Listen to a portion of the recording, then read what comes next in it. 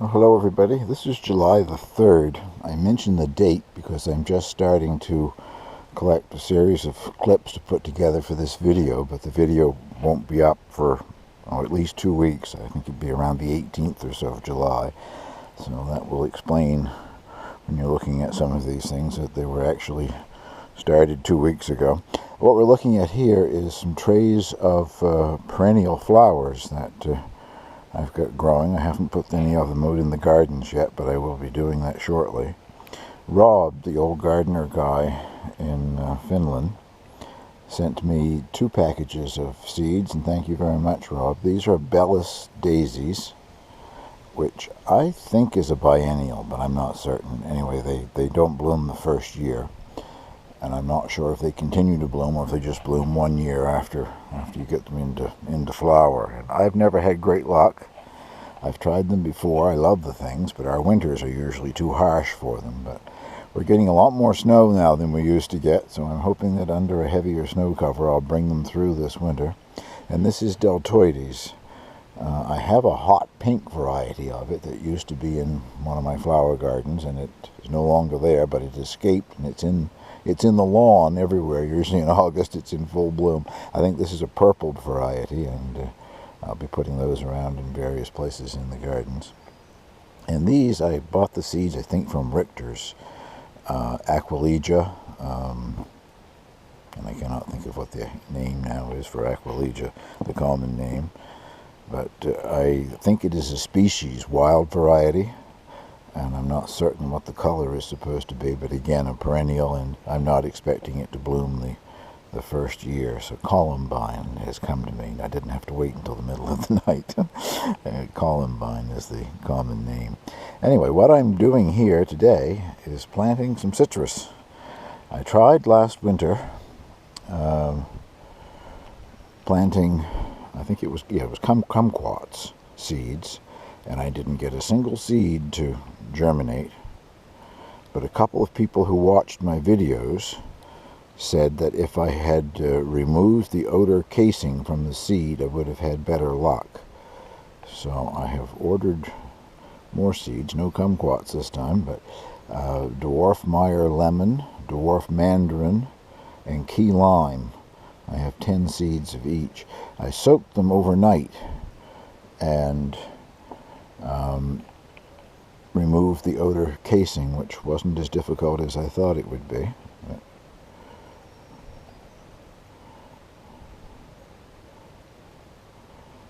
The instructions that come with the seeds, both the kumquats last winter and these 3 seeds, mention nothing about removing the outer casing, which makes sense to me because it's very tough and it would be difficult for the seedling to emerge from it. But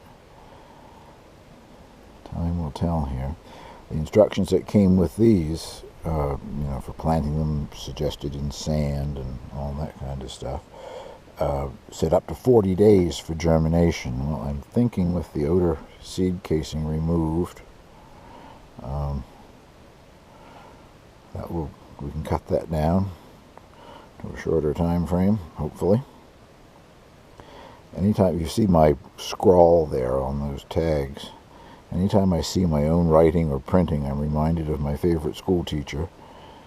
She was still alive when I was still working at the border here, and she'd be in the office for something, and she would see my handwriting again, and she always made the same comment. She'd say, "Dale, it's not a bit better than it was in grade 9. Well, I can tell you it still has not improved. I print mostly because even I can't read my own handwriting.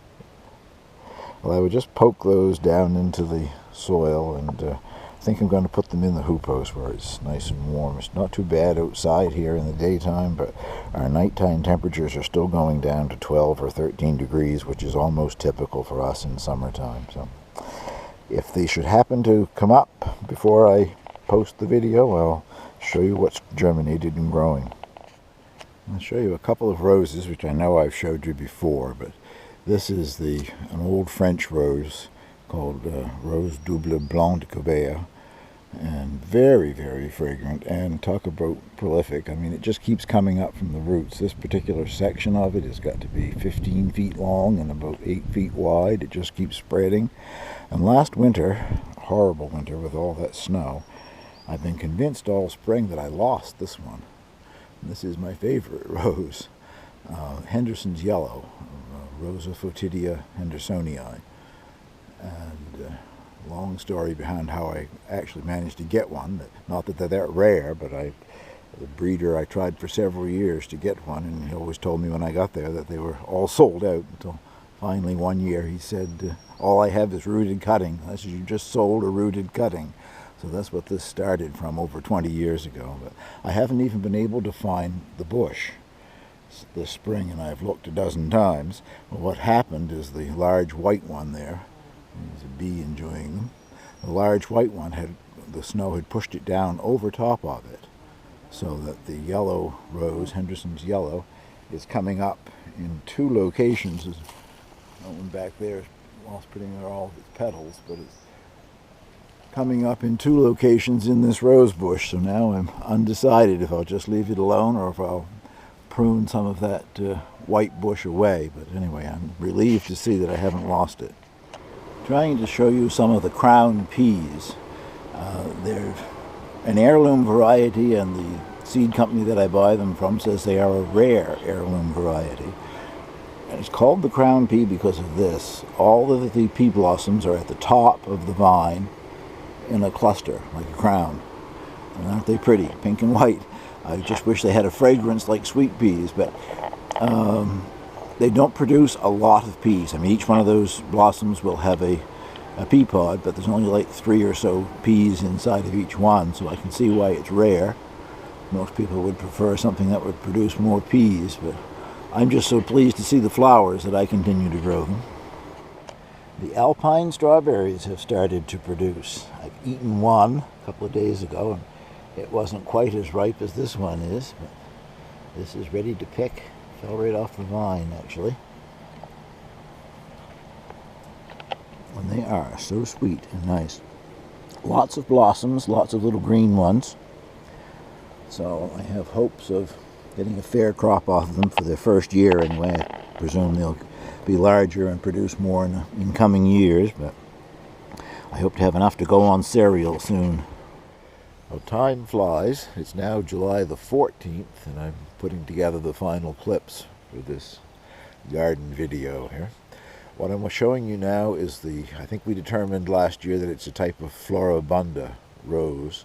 I grew it from a rose hip, from seed, but it's a rose that is all over Campobello, going wild. It produces a very small rose hip in the fall, and the birds just love it, so consequently they take the seed and move it everywhere. There are places on the island I showed you in last year's video where it's 30, 40 feet up in the top of tall spruce trees. Well, I've got it growing in sort of what was an open area. It's covered the open area now. This thing has got to be 9 feet tall and 12, 15 feet wide, and that's one rose bush. I absolutely love the thing. It only blooms once in early summer or midsummer or whatever, and then it's covered in these little rose hips that as soon as we get the first frost in the fall, the migrating birds really enjoy. An invasive, but in my opinion a beautiful invasive, I guess. I wanted to show you the side of the cabin. Last year I put some wild grapevine, the New Brunswick wild river grape that I had propagated from cuttings, and it went to the top of the little trellis there on the side of the cabin, and this year it's really producing. It's going out in all directions. No fruit yet. Didn't bloom. I wouldn't be surprised if that happens next year though. And the two little window boxes have pansies in that I grew from seed. I managed to get the onions weeded a week or so ago, and now of course the weeds are coming back again, but they are starting to bulk up. Of course I'm going to show you the better ones. That's one of the better ones there, I think.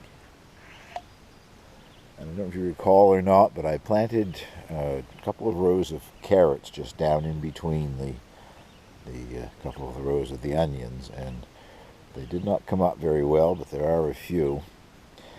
I prefer to use pelletized carrot seed, but I didn't buy any this year, and these were just those cheap packets that you find in grocery stores, so I wasn't expecting any great success, but I guess I'll get a few carrots out of it anyway. Some of the different varieties of potatoes are in bloom. My shadow looks nice there, doesn't it? I think I have 12 varieties, if I remember correctly. I know I have 16 grow bags, more potatoes than I've ever grown before and more than I need, but there's a couple of varieties that are called early, so I don't know, 1st of August or so. I think I'll see what I have down in some of those early pots anyway.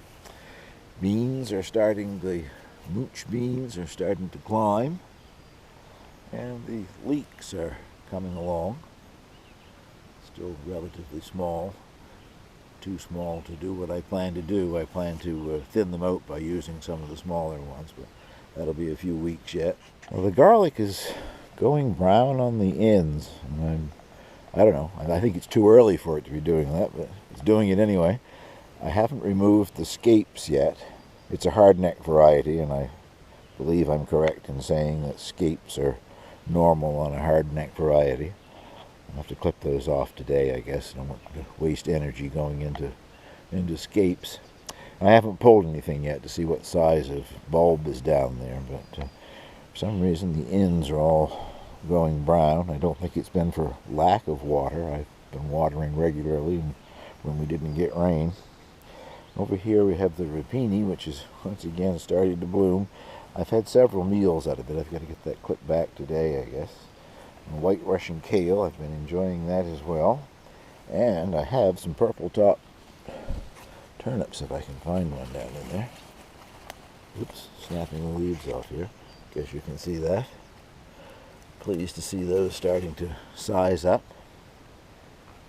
And this thing here is the Whitleaf Chicory, or Belgian endive, 2nd year. Still hasn't bloomed, and it's in a tall bed, but it's probably 4 feet tall itself. And this is parsnip starting to bloom. I don't think I would save the Whitleaf Chicory seeds, but I will save some parsley seeds if I manage to get some. I'll just look over here into this mess. I won't go inside. This is the Ethiopian lentils. I know rabbits haven't been able to get in there, but some kind of a rodent has been eating some. There should be plants right there, and they're all gone. But they're getting to the point where they're going to start to bloom. There's blossom buds coming on them, and there's enough of it left there that I hope to be able to harvest some Ethiopian lentils. More beans here starting to climb, and those in with the weeds are butternut squash, and they finally have started to run a little bit. And over there in that other bed is the crookneck and pattypan squash. This trellis has 1 Achocha plant and 2 most melons. And I'm not seeing anything yet from most melons other than very, very tiny ones. Nothing that I would be able to video. But there are a couple of the Achochas that are getting some size to them. There's one there if I can get you in to look at it. I'm not certain. I got to go do some more research. I'm not certain how large I should let that get before I harvest it. And their little tendrils are the most interesting things. They're like little wound springs. But when they grab a hold, they really grab a hold. This trellis has Armenian cucumbers, which are starting to climb. And this morning I see a few blossoms. Don't know as I'm seeing both male and female, though. I think this is going to start with just male blossoms, but hopes of finding out what an Armenian cucumber tastes like. And this is my Hokkaido pumpkin, or squash, in the hoop house. I have a couple out in the garden that are still tiny things, but this thing has really enjoyed the heat here in the hoop house, and it hasn't actually bloomed yet. Lots of blossom buds on it, so any day now, I think, and I see both male and female. Over here I'll show you a crookneck squash that I've managed to knock over to one side this morning. Anyway, it's got its first blossom, and it did a wonderful thing. Normally you see male blossoms or female blossoms, but this had both this morning, so I was able to hand pollinate it. These are the beta grapes, slipskin varieties similar to Concord, and lots of clusters. I'm actually thinking that I will probably remove some of the clusters to make the remaining ones hopefully grow a little larger. And over there, the Somerset vine did the same thing it always does. Produced a number of blossom clusters. It looked like they pollinated. They got to be about the size of a BB shot, and then the whole clusters fell off. All of them. There's not one left. So I have no idea what to do with that plant. It's growing in the same conditions as this one is. I'm so tempted to cut it down, but if anybody's got any suggestions as to what I'm doing wrong, please let me know. These are the Salanova lettuces that I started from seed a few weeks ago. They grow beautifully and very fast.